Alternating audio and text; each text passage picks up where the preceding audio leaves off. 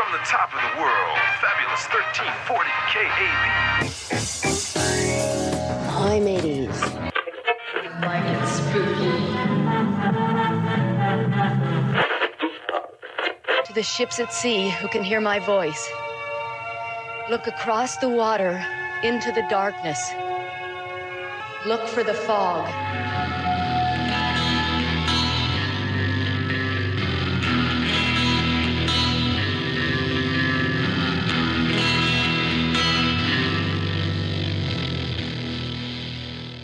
Hey everybody, welcome to this episode of Red Fog Radio. I'm Brian. And I'm Rod. Who do we got with us today, Rod? We got a celebrity with us. I mean, he's been in films about sharks, like a famous, franchise, Sharknado. He knows some of the most famous people in the horror world, like Rob Zombie, John Carpenter. And the one thing that we found out last year is that he decided to jump into music. It's Justin Beahm, everybody. Thanks, Justin. Hey, guys. Thanks for having me on here. Saying that I'm part of Sharknado, that is such a gross overstatement. You guys are in Sharknado about as much as I am. It's like 5 seconds. Right? It was fun, but yeah. Anyway, really great to be here with you guys. Thank you for having me on. I appreciate it so much. Well, one of the reasons why we have Justin on is because he's got another album coming out from his Phantom Lightkeeper. What would you call that? Your persona, I just say music projects. I can't really call it a band because it's just me playing everything. So it's like I'm a band, one guy. No, it's like going into one of those toy stores where there's the monkeys with the symbols, but I'm all the monkeys. So. Well, it's called 4 Days at the Precipice, and it releases August 14th, correct? Yeah. Well, just going back to your first album with Phantom Lightkeeper, The Shore Ghost, that released October 10th of 2025. Now, you have kind of a lot of people have said it, surf rock is what they call it. But like that first album, I think it's haunted surf rock vibe. I don't know if there's another way to say it, but this new album, it is heavy. It is angry. I call it haunted heavy wave rock right now is what I would call it. I like that. I don't know what you've been thinking of it, but yeah, this album, I think it still has the undertones of what your first album had, that kind of the surf rock vibe. But this one, you must have been pissed off, man. I don't know what it was, but it's like heavier. I mean, we'll just go through it. So 14 tracks like the first album. Yeah. 38-minute runtime. I think the first album was 30 minutes? Yeah, this one's a little longer, yeah. I'll just kind of go through the list real quick of the tracks. First one's Hidden Mother. Second one, Francesca's Woodsman's Camera. What the fuck, man? Where'd that come from? Francesca Woodman, she's one of my favorite photographers of all time. And I have long been obsessed with her work. I have all these books that are collecting her stuff and her journals. And the imagery that she focused in, that she worked in, was this kind of ethereal, spooky, some things out of focus, a lot of her or other people being blended into their environments. You have to look her up. I just have always really, really adored her. And in fact, there's a great documentary on her. It's called The Woodmans, and you can get that. I know it's on, what's the one with the streaming service for libraries? Canopy's the one. Canopy, that's the one. Yeah. I mean, I've heard that it's out there, but you can get it on DVD too. I think Kino put it out, but it's called The Woodmans. It's really great. Anyway, long story long, which get ready because that's all I do is tell long stories, is that I love her a lot. And when I was working on that song, I had that documentary on repeat, and I had her books out around me with her photography, and it's really kind of meant to be evocative of her life, the art that she created with her photography. But then also she had a real troubled life, a lot of peaks and valleys, and she ended up taking her own life. Oh. So it's a tribute to her that's really meant to almost be like a soundtrack to listening to her music and walking through that crazy up and down journey that she was in. And at the very end of it, like the tempo, it goes through all the ups and downs. And then at the very, very end, the tempo just really slows down, almost like you're putting your finger on the record. And that is kind of like the end for her. And here is a sample of Francesca's Woodman's Camera.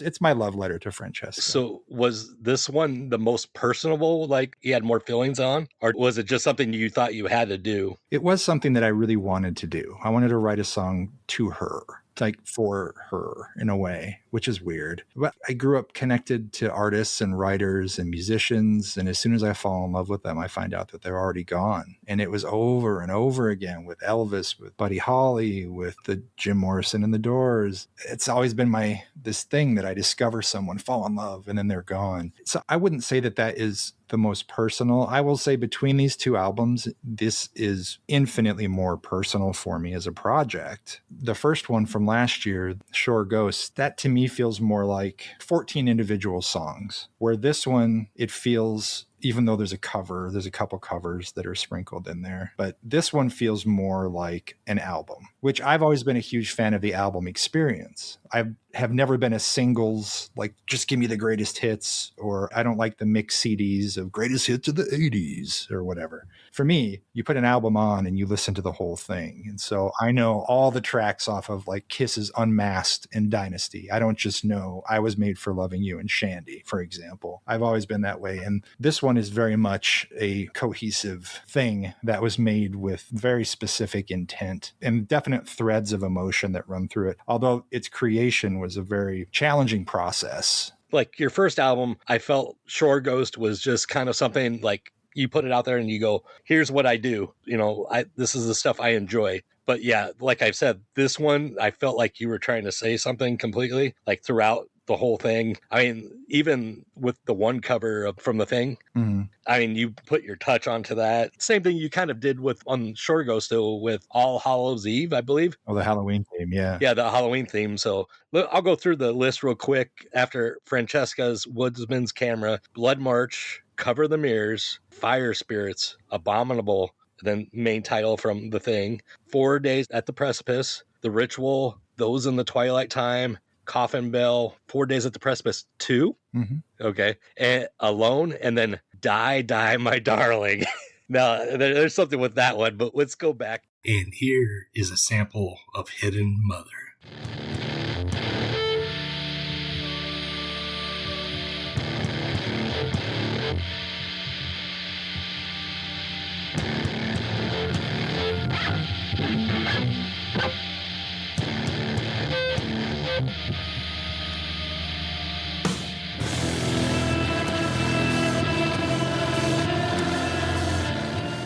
Hidden Mother, I felt like you just started it off as hard. It felt, I keep saying angry, but it's not angry. It just felt like you were trying to say something in that one. Well, how do you know it wasn't angry? Maybe it was angry. Well, I don't know.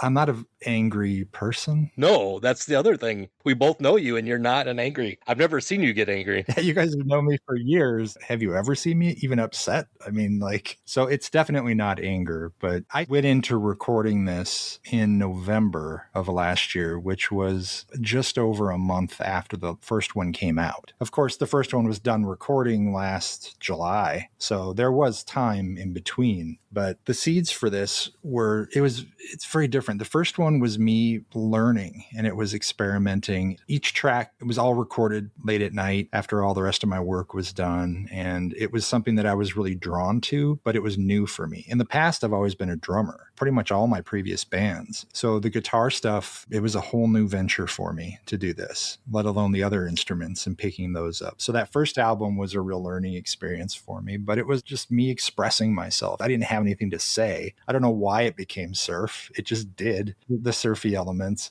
But also you can hear on that first one, I think, a lot of those other influences sort of wafting in, like the darker cinematic type, synthy, whatever. So I learned a lot on that one. And then when it turned time to start thinking about the second one, I didn't have any idea of how quickly that would occur. But I found myself, as soon as that first one was done and after it was sent off and I couldn't do anything to it or obsess over it anymore, I almost immediately felt the urge to start going up the second. And I already had some seeds that I had been playing with while I was doing the first album. And those were the first little sprinkles on this one. But to that first track, Hidden Mother, that was the first one that I recorded. So I holed up in a cabin I got a cabin that I rented in the middle of nowhere outside Dubuque, Iowa, on this little pond in the middle of a pasture with cows, and there's chickens and stuff. And you can hear them on the album. They're on that track alone. I recorded ambient audio of the cows mooing and the chickens and the crickets and stuff.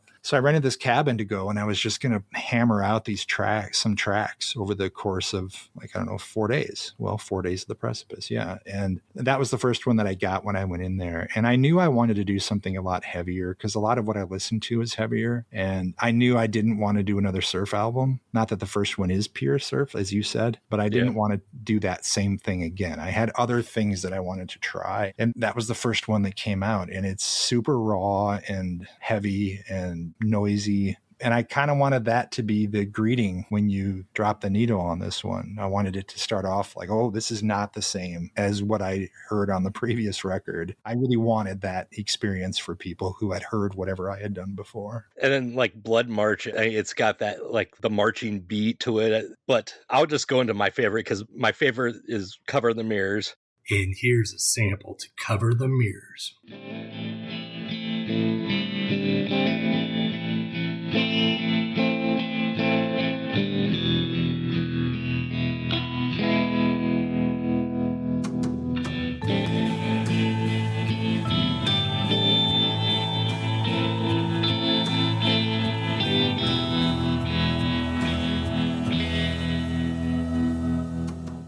And I mean, I was thinking of this for some reason when I'm listening to this song, I think of a cowboy going through a town, like, you know, in the Old West, and he's getting ready to have a showdown with somebody. But with Cover the Mirrors, I don't know if this is what you meant, but like in a supernatural sense, where like the Jewish tradition during Shiva, they cover the mirrors. It shifts the focus from outward appearance to inner grief. The Victorian era did it to turn mourning into an elaborate, highly visible social ritual. And I swear I've seen movies where that happened and they did it because they didn't want the spirits to go into the mirror. And evidently, even there's Appalachian folklore to this too, where isolated in the mountains region there, and it's just like prevents the facial distortion. The local lore claimed that looking in a mirror after a death would cause the viewer's face to permanently warp. Just weird things like that. Is that where it came from? It is. It's the second and third of those definitions that you talked about there. Primarily the practice of when someone passed away in a room, they would throw a shroud over the mirrors so their soul wouldn't get trapped in the glass. All these song titles mean something, whether it's a direct reference to something like that. Hidden Mother, the first track, is reference to back in the early days of photography when they would take a portrait of someone. They had to sit still for an extended period of time. And that's why everyone looks so miserable in early photography. It's like you're talking about the West. A lot of those photos from the frontier and everything. And they probably were miserable and it smelled like shit and whatever else. But the biggest problem was that they had to sit for that exposure time. This is before the iris on a camera can open and close and bring in all the light and catch everything that it needs very quickly. So people had to sit for extended periods of time. Hidden Mother's a reference to how they would take pictures of babies because they would put a black shroud over the mom and have her sit in the chair, acting like she was a chair. And then she holds the baby, but it just ends up looking like this monstrous thing holding a baby, like this ghost. And I've always been really fascinated by that. Okay, yeah, Cover the Mirrors is exactly what you're talking about. It's interesting you kind of got the Western vibe off of it because... Yeah, I don't know why. No, it's that tape delay vibrato that's on there is a bit of a Western thing. And I don't know what I was thinking of for the sound for that one. That one's kind of different, but it makes sense that you would have heard that because that kind of sound, I think, is not uncommon in Westerns and things. See, I got that feeling on the 13th track alone. Not the old Western feel, but the near dark vampires Western feel. Okay, of the dirty, grimy West. Yeah. You know, from it would be late 70s, early 80s or mid 80s. I like that. That's where I went with all of these songs when I listened. I was like, oh, I could hear that in this movie. And I would imagine that's part of, because you're such a huge fan of film and cinema, a lot of your music is going to be or fit into films that we love and are passionate about. Yeah, I think that's definitely the case, especially with this one. And with it being instrumental too, there's no lyrics to get in the way of anything. So I love hearing you guys talk about reading into this like you are, because I'm not there to tell you what the story is. I'm just there to provide the soundtrack to whatever your imagination wants. And that's why I love instrumental music so much. I've always been a huge fan of instrumental rock, and not to mention big film score collector, but movies are everything and they're always on. I always have something playing, and everything in here is evocative of something that surely that I've seen on screen. And then directly, like with The Thing, that was a direct reference. I mean, that's straight from the film, even though my version is not exactly true to its original form. It's all right. But I mean, you're a huge Carpenter fan too, right? Yeah. I love John Carpenter as a filmmaker, but also as a composer. And he's the godfather of synthwave. His scores have always been my favorites. And I'm friends with Alan Howarth, who is his engineer on a lot of that early stuff. And then also went on to compose throughout the Halloween franchise, did some scores of his own and a bunch of other things. So I like paying tribute to those guys on both of these albums. I don't know if that's going to continue as these things progress, but at least out of the gates, because they've inspired me, especially John as Carpenter has inspired me so much in so many ways. And it's like every few years we end up doing something together again. That's just kind of how it's always been with us since I got in this business so long ago. And he just means a lot to me. And the reason I did The Thing is because after I got out of the cabin, I became very ill while I was in the cabin, and discovered upon getting home that I ended up in the ER and I had heart surgery, and it was a really messed up whole situation there. But the week of the heart surgery, because I was in the hospital for over a week, and it was when we had that big snowstorm right around Thanksgiving last year. That's when I was in the hospital. So I'm on like the 9th floor in the cardiac emergency unit, watching the city just get engulfed in snow in this massive blizzard that rolled in. And that's what inspired me to do that track on this album. And it's one of only a couple on here that were written and recorded entirely after the cabin time that I had. Everything else was either written and finished or mostly done by the time I got out of the cabin. So since you brought it up with the situation that you went through with your health, is that where the title came from in those title tracks? Yeah. That it sounded like it, because I mean, I'm assuming, were you there like 4 days and then all of a sudden? I was in the cabin 4 days. Yeah, I was there. And it's a weird experience because I'm by myself. And when I was loading my gear up to go, which is all my drums, all the guitar stuff, all the amps and everything, I was so unusually exhausted, really, really tired. But I assumed I was just maybe a little cold or something, whatever. I get there, setting everything up, and I just was way more exhausted than was reasonable. And over the course of those days, it got exponentially worse and pretty fast. And by the third day, my heart was beating so hard and slow that it felt like it was trying to run out of my chest. And at night,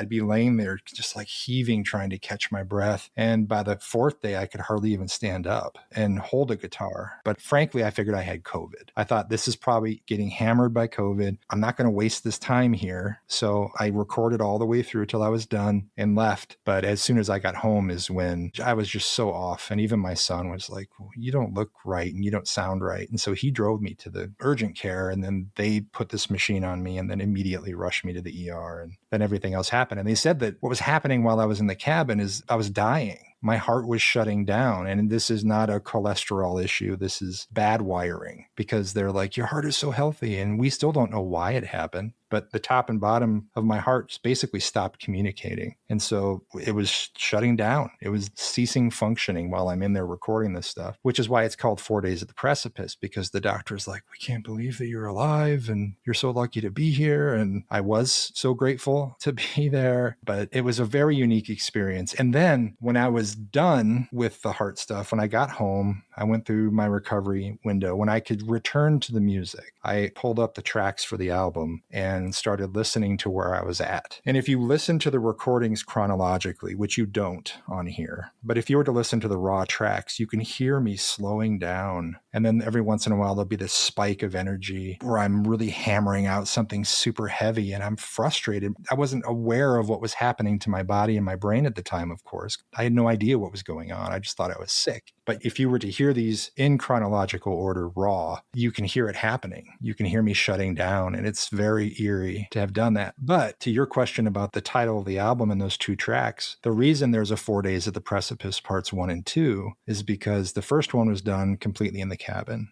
And here's a sample of 4 Days in the Precipice.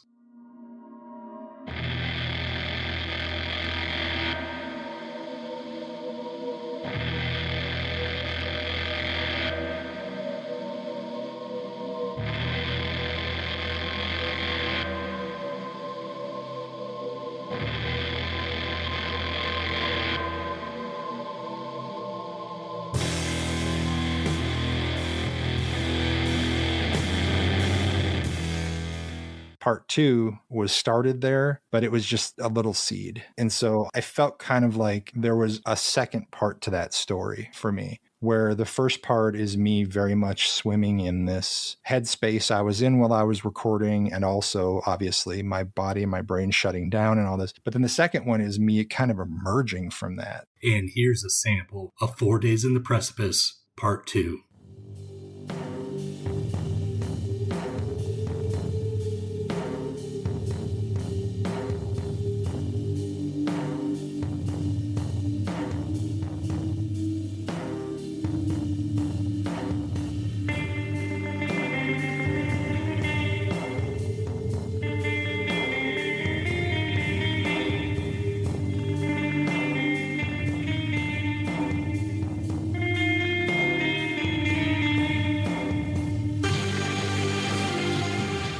So they have similar musical themes between the two, and that's why I can call them part 1 and 2. And like I needed to say something that was like, well, I'm still here. And that's what that second track is. And there's a point there where it kicks in. And yeah, that's one where, if I remember right, it was slow at first and then it kicks up towards the middle and the end. Right. And then it just keeps going through to the end. And then it ends on kind of a sweet note because it's like, I am happy and I have a renewed sense of purpose in life. And I'm more than anything thrilled to have another day to be a dad and all of this stuff. All the things that have been cycling through my head since this crazy shit happened. But not just those tracks, but this album was my therapy. I do go to a counselor too. He's great and amazing. But this album was how I worked through all that I had been through with this. And I'm just really grateful to have had an outlet for that stuff. Yeah, just the way that you have it lined out, I'm going to assume like on the vinyl, it's going to be 1 through 7 and 8 through 14 like you did on your first album. But yeah, that first half, it's all but like Cover the Mirrors. It seemed pretty hard. But then you get into that second half. 4 Days at the Precipice was pretty hard. Then it slows down. Yeah. The Ritual, Those in the Twilight Time, Coffin Bell, and then 4 Days at the Precipice 2 seemed to kind of speed up a little bit more. And then Alone like slows it back down. But Die, My Darling, what the hell, man? And here's a sample of Die, My Darling.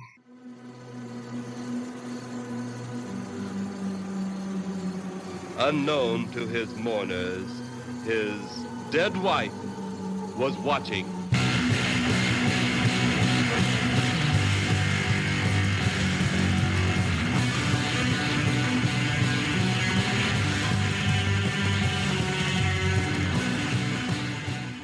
I'm a huge Misfits fan. I have been since I was little. Is that a cover of a Misfits song, I guess? Yeah, it's one of my favorite Misfits songs. Yeah, on this one, I brought in a couple friends. On Abominable, which is meant to be kind of like, how did I describe it? It's like a juke joint, almost like blues jam kind of a thing. My friend Shane Johnson played guitar on that, and he's just such an incredible guitarist. And we hardly ever see each other anymore. We've been dear friends forever and ever. I wanted to record something with him, and that proved the perfect opportunity. And then on Die, My Darling, one of my best friends in the world is Shane Bundy, who lives in Illinois, who I've known longer than Shane Johnson even. And one of the very first things that we bonded over was our shared love of the Misfits. We still send each other Misfits and Sam Hain pictures and Kiss. We're big Kiss fans and all of that too. But Shane and I are in touch every single day. But Shane plays bass. And I was like, I want something I can play with Shane on. So I just love him dearly. And this song made all the sense in the world. And so it's a tribute both to my love for the Misfits and also for Shane. Where are the audio clips coming from?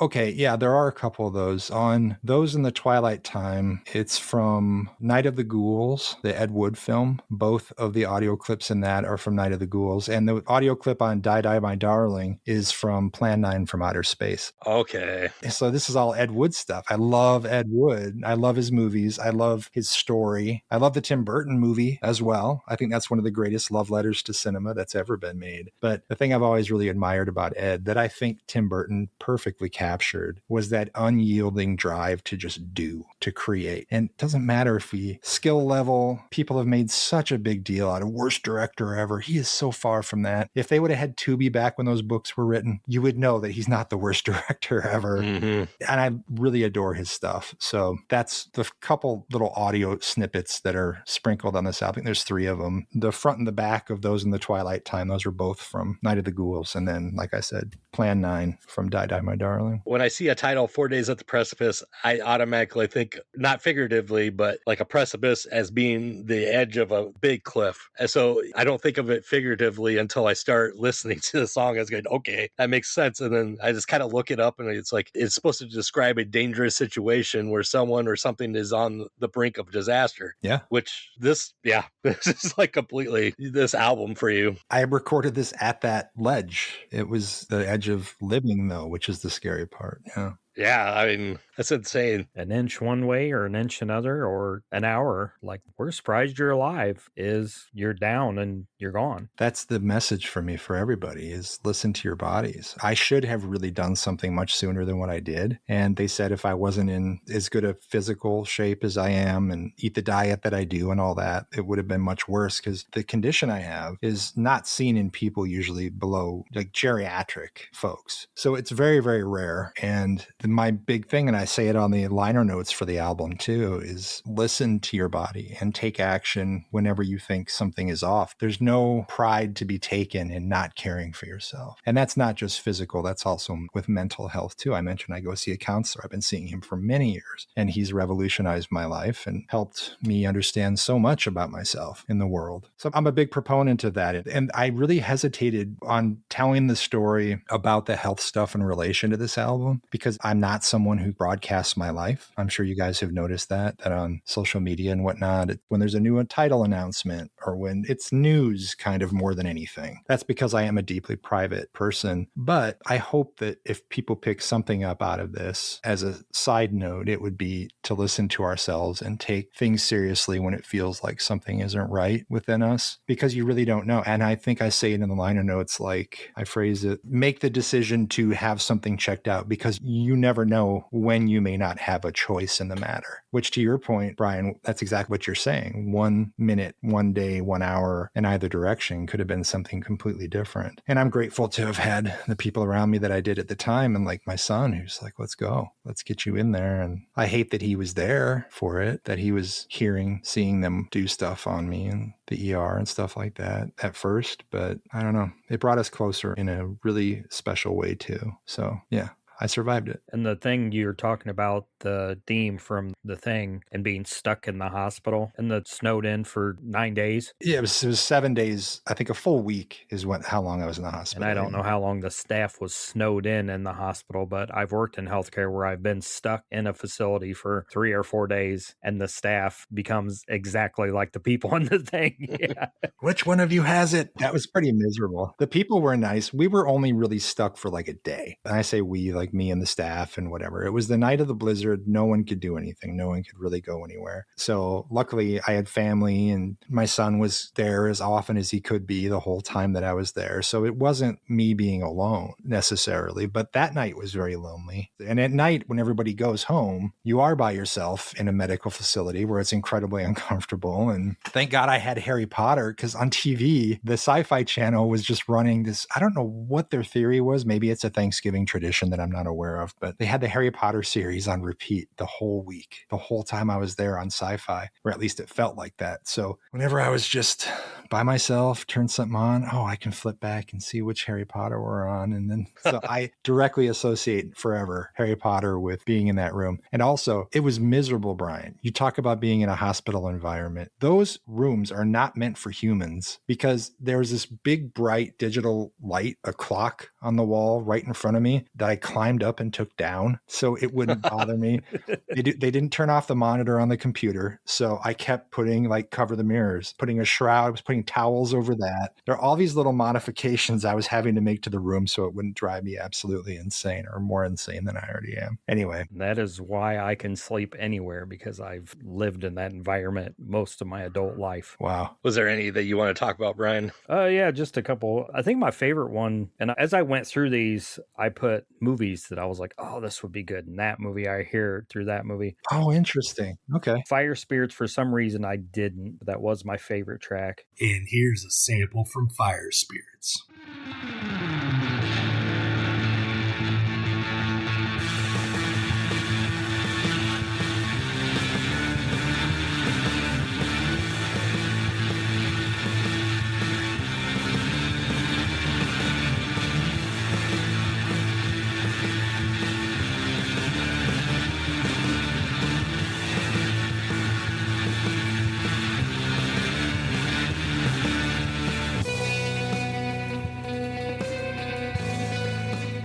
Course, The Thing, I really enjoyed that one. See, The Ritual, I felt like Hellbender, or even deeper, Sugar Hill. You know Sugar Hill? Yeah, you know that movie from the 70s. And it just kind of hit me there. And then those in the Twilight Time, I just see the Nazis from Surf Nazis Must Die, like going across the, the trauma movie.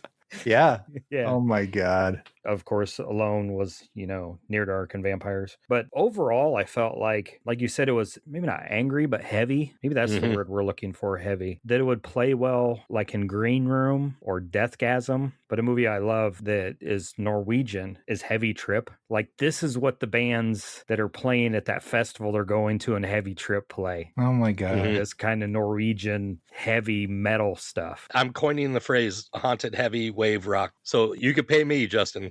I love that. I didn't want it to all be unbearable and heavy. I didn't want it to be a weight for people to listen. And that's why it fluctuates. Yeah, well, like a wave, yeah. It does go up and down. And that was intentional with the layout of the tracks there, where it doesn't stay at that sustained intensity for too long before it's going to give you a break and drop you back down. But I wanted there to be some surprises in there too, like The Thing kind of sideswipes you at a certain point, because Alone is acoustic. And that was the last thing I recorded at the cabin, was just sitting there playing acoustic recording. And then I like the idea that the loudest song on the whole thing is Die Die My Darling, which starts off just like a punch in the face. And so you get kind of lulled into this sleepy zone with Alone and then wake up. And my friend Steve Jones, who's a great author, he's written comic books and all kinds of books. He's amazing. He had bought one of the CDs and he messaged on Facebook saying, like, he mentioned a couple different songs, but he said, and you scared the hell out of me with Die Die My Darling. And I was like, yes, okay, that makes me happy. Kind of a way to jar you back at the very end. So it kind of ends like it begins with Hidden Mother and Die Die. It's like bookends of bah. Well, I had been able to get through a little over half of the tracks, but last night I listened to it twice because I was on a long road trip. And then I finally got to Die Die My Darling, and I'm driving. It's like, what the hell? And I jerked, and I got a new vehicle, and I got steering assist, and it's like jerking me back and everything like that. I had a rental car once that had a little cup of coffee that came up, and it said, take a break. That's exactly what mine does. Yep. That's funny. I think the only other thing I want to challenge people to do is go find me an old black and white silent film that I can watch and overlay this album like they do, with, Phantom Lightkeeper or something. There's got to be something that this will match up perfectly with or almost perfectly with. Well, I guess I had one last question about like your music. Have you ever considered having some vocals at all? Or you just want to stay like this? I don't know what it is, but I have fallen more and more in love over time with movies that I can put on and not have to have the audio on. I can speak film better than music, I think. So, and a lot of that has to do with how my work is. 'Cause if I'm editing, I can't have a bunch of other people talking in the background. So I'll often put a movie on, put some music on, or just silence, and then I'm editing, and it's not this big, chaotic, noisy mess around me to distract me. So I've absolutely, over the last probably 15 years of my life, been watching more and more silent films, more foreign films. Like I can just cycle genre on films all day, or whoever it might be, and just have those beautiful visuals there. And to me, as I mentioned earlier about what makes me so happy with how you guys are talking about this thing and what you're able to pull out of it, is I don't want to prescribe the journey for anybody. I'm happy to create a sound bed for it, but the stuff that has mattered the most to me in my life, so much of it, are things that I can listen to and be transported back to a time, because I'm populating the story in my own head. And that's even with film scores, it's the same way. They can put me in a specific place and time. And I never thought about having any words on either of these two albums, because it just feels like it gets in the way, and it's being too bossy with the listener from what I'm doing. I listen to music with lyrics, of course. I love a million bands that have lyrics, but I didn't see the need for that. I'm a brutally awful singer, and so that's never wasn't gonna happen. But that being said, like, there are technically vocals from me on this. On the Ritual, that track is layers and layers of me doing stuff vocally through different effects, pedals and tape delays and all this other stuff. So that is my voice. That's most of that song. Outside the drum, pretty much everything is my voice on that song. But what I'd like to do on future projects is I would like to team up with someone to do something that is still more ethereal than vocal storytelling. There are some singers that I really, really love who can do that with just a whisper. You can evoke so much emotion without having to use the words, and yet it's coming from voice. Well, the one that always comes to mind for me that's somewhat modern, or at least in the last 20 years, is Amy Lee from Evanescence. I think, that would work perfect in your type of music that you've been doing, like especially this album. But of course, we don't know what the third album is going to be like. It could be something completely different. I'd like it to be. I don't want this to be a catalog of the same thing over and over creatively, because this is just for me. This is for me to satisfy a creative itch, is what it is. And it's me exploring. And I love the film work that I do. I love the writing that I do. But like writings, you're going to have your editor. You're going to have a word count. You're going to have, I don't know, a theme for an issue. When I'm doing the film stuff, it's the same thing. You have to keep length and all these different format things in mind. There's a lot involved. There are no bumpers on this, though. And the music is so exciting for me. And the reason I was like, okay, album one's done, let's do album two, is because it is the most purely satisfying creative endeavor in my life to do these.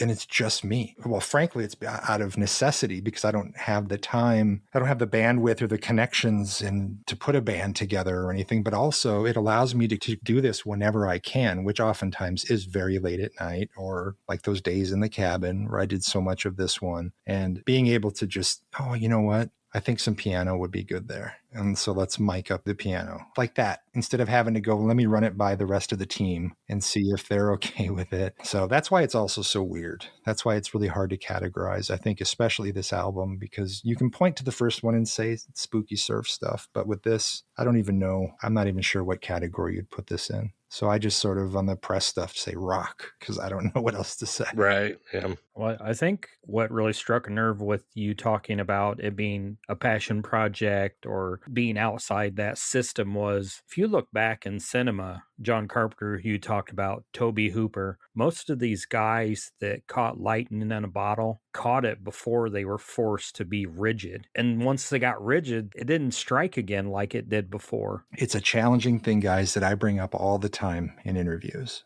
I have had the good fortune to talk to seasoned veterans in film, but also the people where we're discussing their first movie. It really is, I think, very similar with music and with film, but I'll just point to music directly, that when a band has been together for a while and they arrive in the studio to record that first album, that is what drove them, what propelled them into that studio, is the bond that they have. It's the sweat and the time and the lugging the equipment from gig to gig. It's all those nights in a garage or a basement basement hammering these songs out. There's so many organic elements at play with your first thing like that. You cannot replicate that. You simply can't, unless you somehow just exist outside the system. If you get any kind of success after that first record, whether you're talking about The Doors, who I mentioned, Carpenter and Halloween, Tobe Hooper, most of these creatives, all of a sudden, as I said a minute ago, there's a bunch more cooks in the kitchen. And that can be a good thing, but it's usually a bad thing. Well, especially in Tobe Hooper's situation. Especially in film, it's so frustrating because they go to these amazing filmmakers and they say, we love what you did, and you did it for nothing. Like if you look at Chainsaw and Halloween, did it for nothing. And we want that again, but it needs to be a young cast. They need to be good looking. We need to have a location that involves a Mercedes-Benz because they're going to be our sponsor. And slowly you start dismantling the magic of that first effort. And that's the thing I've been whining about forever, especially with filmmakers I love, Joe Dante, John Carpenter, et cetera, et cetera. Just hire them and say, what have you got? Don't walk in with a script and throw it at John Carpenter or Joe Dante. You just approach them and say, we are a studio. We love your work. We believe in you. What ideas do you have? We want to make that happen. And then just let them run with the ball. Why are we so obsessed with molding and shaping and making it fit into this trend or whatever? It's exactly what you're talking about, Brian, where it's the hamstringing of creative people. And that's what I love about this. And there was a time after the first album where I'm like, I would love to be on a record label. But as I was talking to more and more friends who are on record labels, they're like, really? I mean, they press your records, which is great, so you don't have to pay for it. But also their main purpose after that is to support touring. And I'm not going to be touring. Then this music is so weird. It's not like I'm going to be selling thousands of copies of any of this. This is not even a drop in the bucket. A full sellout of either one of these albums for me is abject failure for a main level band. That's why I say this is just for me, and I'm proud that it's independent. I started Reverend Releasing as a label to release it, and now I'm going to be releasing other stuff that's not just mine on that label. And so that's growing, which is exciting. But I want to keep this sort of in hand, and I like that. It's been a journey of learning from the beginning a lot about the music side of the industry, and the thing that I emerged from that probably happiest about is that I was able to do at least both of these on my terms completely, from top to bottom, through to designing the graphics and the layout, choosing my cover art, the photos for both of these, 2 photographers that I just am obsessed with and love, and do it on my own terms, you know? Yeah, if you watch any documentaries or any band, even the biggest bands in the world, yeah, I really love this song, but the label said we got to put it on the B-side. If I've heard that once, I've heard it a million times. Or they didn't want it as a single. And then it goes on to be their most beloved and popular song, but you hear it over and over again. Yeah. And like just today, you just posted the photographer who did the cover work, Tanya Marcuse. Yeah. Is that how you say? Tanya Marcuse, yeah. Tanya Marcuse. Did she do some of the other ones too? Or was it just the cover art? The image from her that I ended up being able to use for the cover is just one of her photos that I loved.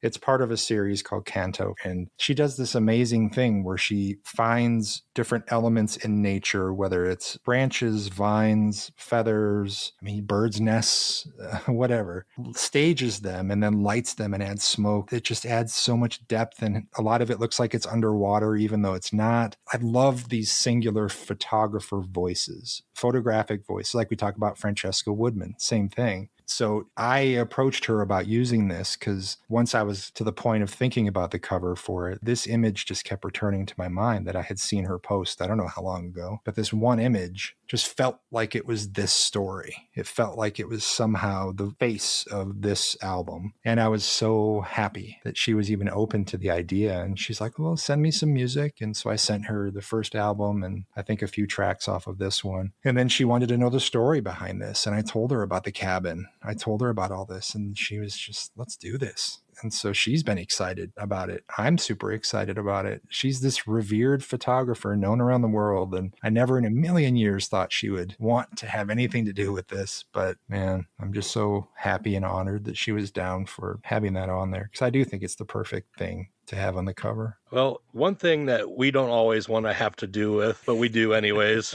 is our podcast network, the PFPN. Let's hear from them.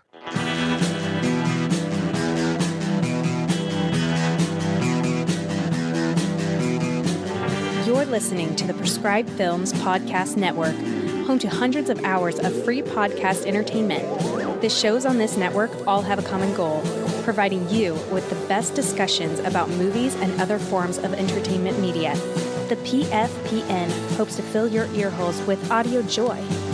Visit our website with links to all the other amazing shows at www.thepfpn.com. Thanks for listening.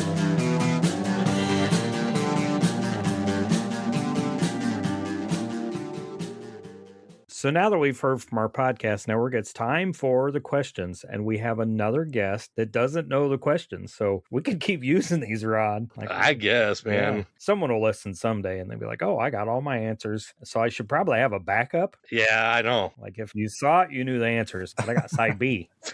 We're speaking in music terms. So the first question, is there a movie or TV show that has deeply influenced your creative style or the way you tell stories through your art? Well, depends on what we're talking about. If we're in the film world, there's a documentary on Blade Runner that had been coming out for a long time. It's called Dangerous Days, and it's about the making of Blade Runner. And that, I think, is the greatest film documentary ever. It's so inclusive and the depth is there. The interviews are wonderful. Everybody participated. He had access to all the behind the scenes. And so that is one of them that really made me want to be a documentary filmmaker. If you're talking to the film side of things, it's that. And actually, speaking of The Thing, it's the documentary from the old Laserdisc of The Thing that's been ported forward forever with Rob Bottin and the original Thing documentary. I haven't seen that new one yet, The Thing Expanded. But those are the two documentaries that really made me want to do what I do. When it comes to music, I guess I kind of already answered that in a way with Carpenter and Alan Howarth. The opening credits for Halloween 4 have served me so well creatively over time, just as inspiration. I love that opening credit sequence of all things, and that's an Alan Howarth score on that. And on the first album, at the beginning of Halloween, All Hallows Eve, I called it, the Halloween cover that ends it, the first little bit there is meant to evoke a similar emotion to watching those opening credits on Halloween 4, just because it's so perfect. It so nails Illinois, Iowa, fall, Halloween time, Midwest, just perfect. But outside of that, if you look at The Fog, I love the score for The Fog. I love the visuals in The Fog. I mentioned Jean Roland. It's hard to make a concise list, but film informs everything I do. So there's a half-assed answer to a good question. And if you ever have a chance to meet Alan Howarth at a convention, take a record, take something. His autograph is amazing, and he is almost guaranteed to have a story about something. Oh, he will. Yeah. I think I stood at Flashback 2 years ago, and he talked to the person in front of me for a half hour, and then I throw a copy of Student Bodies down. And he's like, I worked on this film. I was like, according to the liner notes in the end of the credits, you scored this or composed it. And then he goes on to tell me the whole story about how it came about and how John had a hand in it. Yeah. He's so great. Howarth is amazing. And he has done so much more than people realize. When they came time to do the Star Trek films, they needed the sounds of the Enterprise. Like, what does it sound like now in the big screen and this auditorium surround? That's all Alan Howarth that designed that. And he'll call me with these crazy stories of going to caves to find a cave's true resonance. So you can take like an opera singer to this cave and they can sing in a certain pitch and it's going to resonate so perfectly with the walls. His brain is working on a different level than most humans. Endlessly creative, always very giving. And also, he's been playing a lot at conventions too, where he'll do a live performance thing along with clips of movies and whatnot in the background, which is really cool. Yeah, I think he's doing Halloween 3 this year at Flashback. Oh, that's right. Yeah, we just talked the other day and he mentioned that. That's right. He's done work on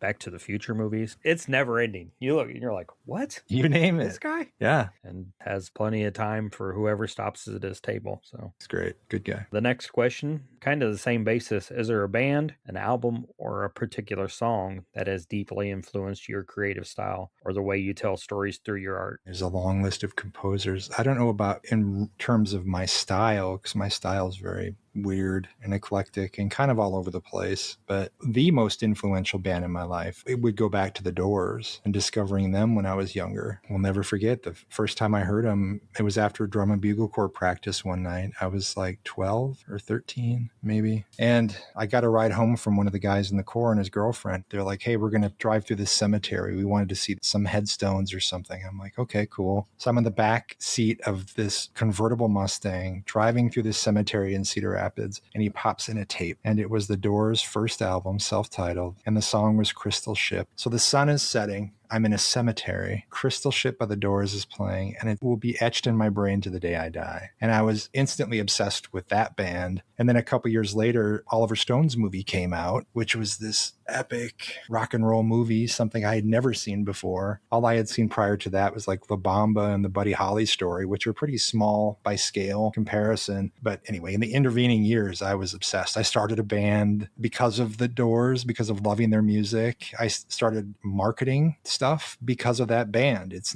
me selling tapes and shitty bumper stickers that came off people's cars when it rained because I'm an idiot, and then hustling poetry books and whatever else. I mean, that opened the door to everything for me. And it was a unique kind of drive to just do and not care about boundaries. And this music here is my return to those feelings, but it's in a different realm and on different terms. It's a very similar freedom, but that drive is just kind of me. That's never really slowed down. There have been periods in my life where I'm unhappy or whatever, and I'm not investing creatively in anything. But for the most part, I wake up and like, let's go, let's make something. If there's no record label that wants me, I'm going to create it.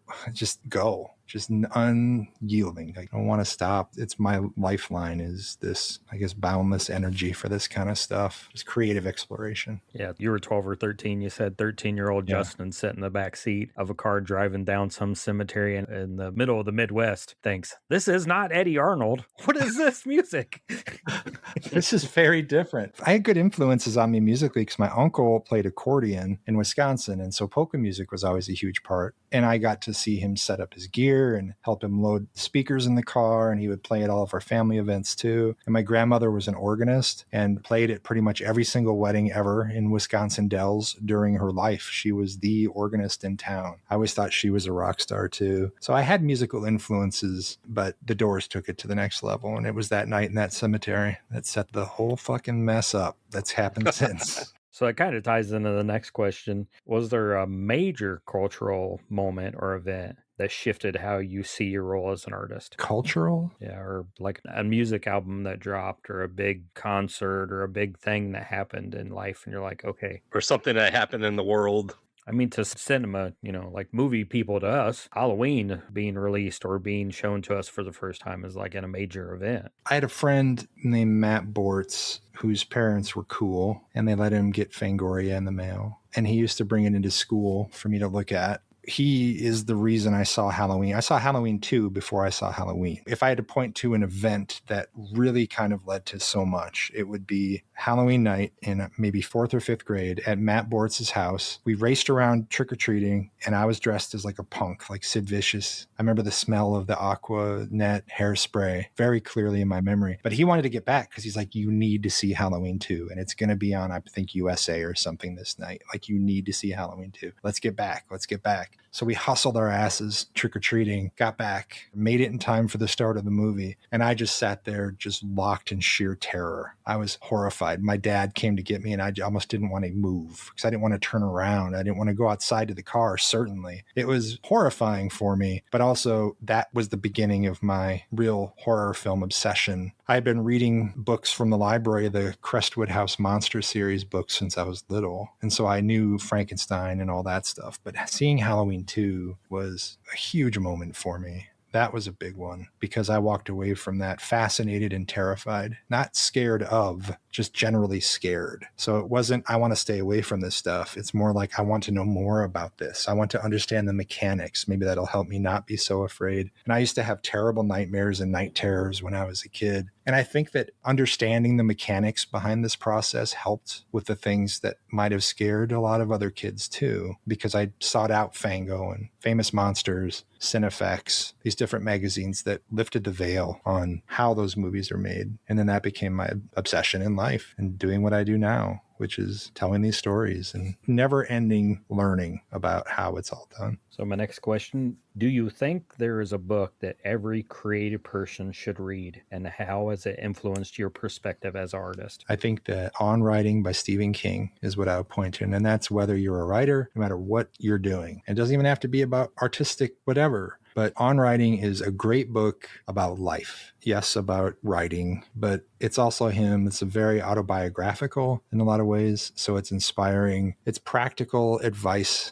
for life and how to approach navigating some elements in the creative realm, especially. So I always recommend people read On Writing. I think that book is absolutely amazing. And it's the Stephen King I've read the most, more than anything else. I have the audiobook. I have the CDs of the audiobook. I love it so much. I believe that's come up several times in the 6 episodes we've done. Very first episode, Miles Tritle, who's an author, but that and Get in the Damn Van, I think, has come up a couple times. Nice. You know that book? I'm trying to think of Henry Rollins and yeah, on Henry Rollins' label, like his publishing brand, I think, put that out. Yeah, I don't know. I've always been obsessed with nonfiction, so my shelves are all biographies, autobiographies, and there's a lot to be gleaned from a lot of them. But especially in the entertainment realm, it's no surprise that a lot of it is bullshit and rose-colored glasses to a certain extent, or where someone's trying to reshape their legacy. There's a lot you got to read between the lines with a lot of that stuff, but there are some of them that are just so pure and honest and forthright and genuinely helpful. So On Writing is my short answer to that, but I'm sure I could list another dozen books. And the last question, is there a famous person or someone in your personal life that has had a major influence on you as an artist, and what lessons from them still shape the way you create today? I can go back to John Carpenter on this.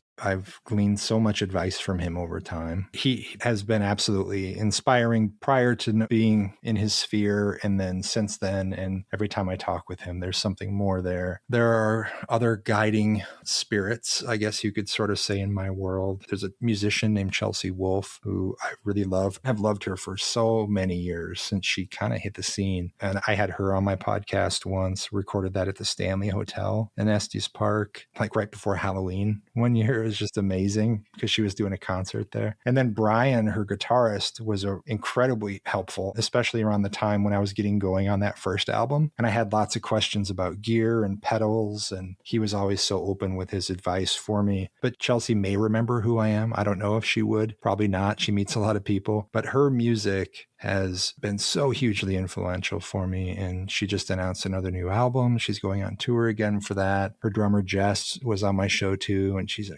killer drummer. So she surrounds herself by these great people. And the music she makes, you know how sometimes someone just speaks your language. You meet them somewhere and you're like, wow, kindred spirit. Okay, we're on the same wavelength. That's absolutely how I feel with her and her music. And so she has been hugely influential on me in so many ways. And if nothing else, just inspiration through her art to make my own. So I would say probably Carpenter and Chelsea Wolfe for the two that I'd point to. Well, Brian always says that's the last question, but it's not the last question. Do you have any questions you want to ask us? If you want to, turn the tables a little bit. Well, what have you guys found most rewarding about the process of having your shows? Because you have these conversations with people. It's people from different walks. It's not just film. And especially Brian, you've had a lot of exposure over the last few years to the event space, but turning it to this podcast, what do you think, you guys? I mean, it keeps growing with the shows. You keep adding different elements to this whole thing. So why and what's driving you and what have you learned? Well, I mean, you being the sixth guest, at least 4 of the guests I still kind of keep in contact with for the most part. Like our first episode was with Miles Tritle, who does a podcast where he writes original horror stories. And we talk maybe once every couple of weeks or whatever. Like I'll send him a text. Nice. I still listen to his podcast. Wes Worthing was our second episode. I'll message him every once in a while. We'll see him at conventions. Third one was the Phantom AD.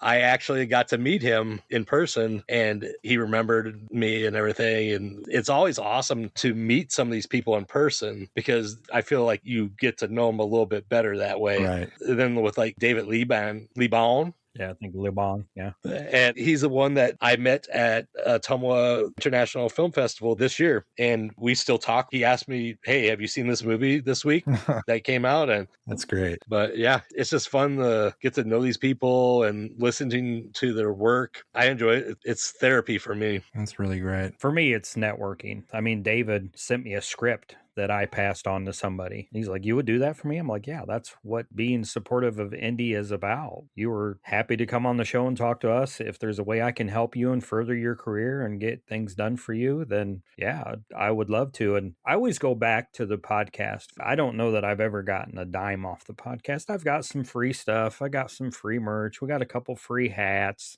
stuff like that. But no one's ever put money in my pocket. And some of the money comes out of our pocket to pay for, the recording stuff and the apps we use. But I was just in Davenport, Iowa for Joe Bob Briggs in the Last Picture House, and I had a very small part in bringing that to the Last Picture House in Davenport. And I stuck away from the merch table for a minute to take some pictures for Joe Bob's people, and just to hear person after person. You don't know what this means to us for you to be here. You don't know how much of a bucket list item this is for me and my family and this person, my fiance, my wife, my husband. And after you hear that 3 or 4 times, I don't need to get a picture with Joe Bob and Darcy. My cup's full. It's overfilled. Like, we're going to do a movie at the Capitol this year in August. And just to be able to bring stuff to Burlington that would never come, that us weirdos and misfits can enjoy, do stuff like that. And I think you and I have talked about this, Justin, leaving some kind of legacy behind. Right. Because one day I'm not going to be here. And hopefully if my kids want to hear my voice or my grandkids want to hear my voice, they can say, you know what your grandpa used to do? You know what my dad used to do? Yeah. Let's throw on one of his favorite movies, or let's listen to the podcast while we drive for family vacation. And my legacy will be hopefully that I was passionate. And again, we've talked about that before. I think you and AOTKP are probably the reason I'm in podcasting, and I've been driven to do these events and these things and take these risks and reach out to people is because I see your guys' passion. And it doesn't matter that you live in the middle of a cornfield in Iowa. You're passionate about it. And the world is so small nowadays with everything that we can do. Why not? Yeah. Why not bring Severin to Burlington, or reach out and work with Joe Bob Briggs, do panels places? So I think mine's always that networking and meeting people and helping people and leaving some sort of legacy behind. Absolutely. And that's every day. Yeah, I was on vacation in Wisconsin and somebody's like, you're still posting for the podcast. And I was like, just because I'm on vacation doesn't mean I stopped working. Right. I'm just not working that other job. When it's part of you, it's not work.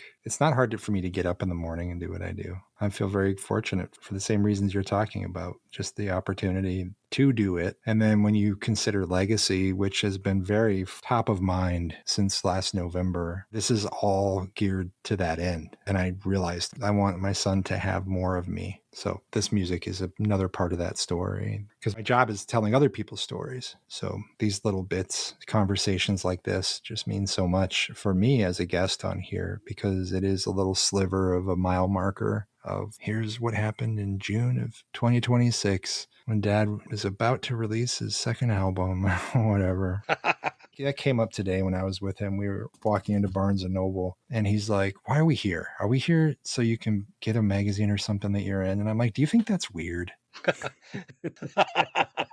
I wasn't there for that because, Barnes & Noble has all these sales going on right now, movies and stuff. But anyway, I said, do you think that's weird? He goes, Dad, this is just my life. And I said, well, do you think there's any part of it that's cool? And he goes, Dad, it's my life. This is what I've known since I was little. He wouldn't answer the question. And so I know he doesn't think I'm cool. And I just have to come to terms with that. But, man, it's all an honor. You just got to be like me and say, I'm cooler than any of you kids will ever be. But I mean, you can think differently. Oh, man. Now, talk about inspiration. You asked me about celebrities and books and things like that. There is nothing on this planet that comes even in the same universe as what my son has given me in terms of inspiration, love, challenges, lessons about myself. I didn't know life until he arrived, and it just gets richer all the time. Now that he's a teenager and we have all the inside jokes, and he can look across the room when we're somewhere and look at me and I'm like, yeah, I know, because we're thinking the same thing. Or we jinx each other all the time with saying some stupid thing. Everything means so much, and it's ratcheted up times 10 since November. Not that I was ever taking this for granted, but since that's the first thing I said to you is like the chance to still be his dad. that was the reward for me in that whole experience. Both these albums are dedicated to him. The first one and this one says, like, dedicated to Julian. I love you, kid, in there. He's everything, guys. He's the reason I'm here. That's it. I've met him a couple times and been able to spend some time with him. And you see that passion in him. I don't remember where we were. Chicago. Yeah. And I think he had a Hot Wheels. I was like, this kid is crazy about this Hot Wheels. Well, he's like that about tech. That's his thing. Like, he doesn't care about the movies or anything like that. He's been getting more into music and vinyl and whatnot. But for him, it's tech. It's vintage computers and things like that. He's on a race team at his school, building these cars and racing them. And he's great at that. His mind's a little different, but also so the same as mine. Oh, man, like, none of this shit matters. I've always said, if the bottom fell out on any part of what I do, whether it's the film stuff, if I lost my hands, my legs, and I couldn't do music, none of it matters, because the only thing that matters is him. And after that, this is all just icing in a way. And so it's easy for me to prioritize. And maybe that's part of why it's so easy for me to dive so hard and so deep on projects like Phantom Lightkeeper, is because I know that I'm not relying on it to live. I'm not relying on it certainly for income. I'm buying these myself, hand packing them myself, driving them to the post office myself.